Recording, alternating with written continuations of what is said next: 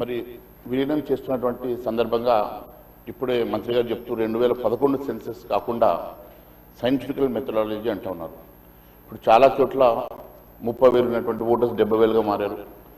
మరి అన్నిటికన్నా ఎక్కువ చాలా గ్రామీణ ప్రాంతాలు కూడా విలీనం జరుగుతున్న సందర్భంగా ఆ ప్రాంతంలో ఉన్నటువంటి మరి చాలామంది రైతు కూలీలకు ఎన్ఆర్జీఎస్ పథకం రాక మరి వారికి ఉన్నటువంటి ఆదాయం ఉపాధి కోల్పోయే పరిస్థితి ఉన్నది. మరి వారికి ఏమైనా ఆల్టర్నేటివ్గా ఉపాధి కల్పించేటువంటి ఆలోచన రాష్ట్ర ప్రభుత్వం చేస్తున్నదా?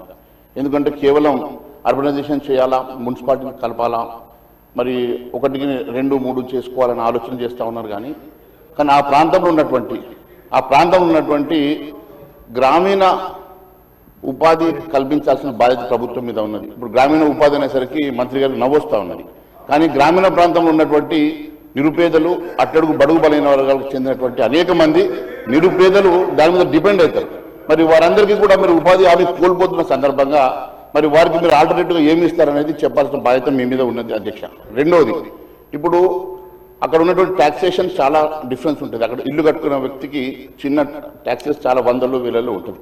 ఒకేసారి మీరు వాళ్ళు తీసుకొచ్చి కార్పొరేషన్ కలపగానే ఇల్లు ట్యాక్స్ ఏకంగా 60,000, 70,000 సంవత్సరానికి పెరుగుతుంది. మరి వారికి మీరు ఏ రకంగా ఎగ్జామ్షన్స్ ఇస్తా ఉన్నారా? మరి కేవలం మీరు కలిపారు కాబట్టి నిన్నటి వరకు మరి ఉపాధి హామీలో కానీ, లేకుంటే ఎన్ఆర్జీఎస్లో కానీ, లేకుంటే రేపు వచ్చేటువంటి శ్రీరామ్లో కానీ మీరు కొత్తగా వచ్చేటువంటి మరి వారికి ఫండ్స్ వస్తాయి అధ్యక్ష. ఇది మీకు తెలుసు. ఎన్ఆర్జీఎస్లో ఒకవైపు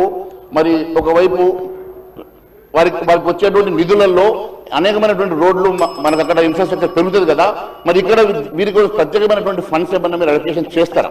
ఎందుకంటే ఫండ్స్ అలొకేషన్ చేయకుండా ఈరోజు చాలా మున్సిపాలిటీస్లో సంవత్సరాలు నిధులు లేక, అక్కడ చిన్న రోడ్లు, శానిటేషన్ లేక, డ్రైనేజ్ సిస్టమ్ లేక అన్ని మున్సిపాలిటీస్ అస్తవ్యస్తమవుతున్నటువంటి సందర్భంగా మళ్ళీ కొత్తగా గ్రామీణ ప్రాంతాలను మీరు ఇప్పుడు కలిపి మళ్ళీ ఆ ప్రాంతాలంతా కూడా అస్తవ్యస్తమయ్యే ప్రమాదం ఉన్నది. కాబట్టి మరి వారి కోసం ఏం ఆలోచన చేస్తా ఉన్నారో చెప్పకుండా మీరు కేవలం మున్సిపాలిటీస్ కలుపుతామని చెప్పేసి గొప్పలు చెప్తున్న ప్రయత్నం చేస్తా ఉన్నారు. మరి ఆల్టర్నేటివ్ మెజర్స్ ఏం తీసుకున్నారో చెప్పాల్సిన బాధ్యత కూడా మరి మంత్రి గారికి ఉన్నది అధ్యక్ష.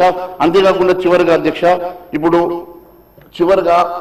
ఉన్నటువంటి మున్సిపాలిటీస్ని మరి దానికోసం మరి కమిటీ వేసామన్నారు. ఏ కమిటీ వేశారు? మరి 1 year నుంచి ఏం స్టడీ చేశారు? మరి స్టడీ చేసినటువంటి మరి పబ్లిక్ డొమైన్లో మరి రిపోర్ట్స్ ఎందుకు పెట్టడం లేదు? ఇప్పుడు కేవలం మీరు మరి ఈగోకు వెళ్తా ఉన్నారా, బేసజాలకు వెళ్తా ఉన్నారో మాకు తెలియదు. కానీ మీరు కేవలం ఇక్కడ ఉన్నటువంటి గ్రామీణ ప్రాంతాలని, లేకుంటే చిన్న మున్సిపాలిటీస్ని మీరు కార్పొరేషన్ కలిపే ప్రయత్నం చేసే ముందు మరి సైంటిఫికల్గా మీరు ఒకవేళ స్టడీ చేసి ఉంటే ఆ రిపోర్ట్స్ ఎందుకు మీరు పబ్లిక్ డొమైన్లో పెట్టడం లేదో అడుగుతా ఉన్నాను అధ్యక్ష మీ ద్వారా. థ్యాంక్ యూ అధ్యక్ష. గౌరవ సభ్యులు అక్బరుద్దీన్ గారు మాట్లాడుతూ